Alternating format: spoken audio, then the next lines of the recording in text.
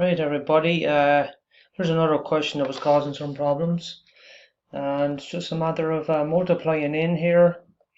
So I'm going to multiply the 4 into the first bracket, and that 4 times 2 gives me 8, and then the 4 multiplied by the minus x gives me minus 4x. Minus 1 is still there, and on the far side I'm going to multiply the 2 by the x, and then I'm going to multiply it by the 3, so I get 2x. Then 2 times 3 is plus 6, and I still have my plus 1. And then it's a matter of tidying up.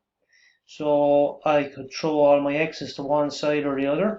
So let's say I put my 2x over here, and I could at the same time, well, if we want to do it all pretty quick, I could throw the 8 and the minus 1 this way.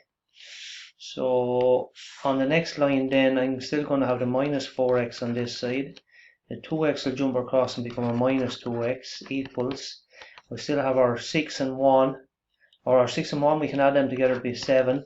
We're bringing over the 8, so that becomes a minus 8. We're bringing over the minus 1, so that becomes a plus 1. Now, there's a lot of steps. We could have broke that down a lot more slowly. Tidying up now, we get minus 6x here equals 7. 7 and the 1 is 8. 8 take away 8 is 0. So we get minus 6x equals 0, and we can divide both sides by minus 6. We get 0 divided by minus 6, which is 0. So our answer is x equals 0. Simple as that.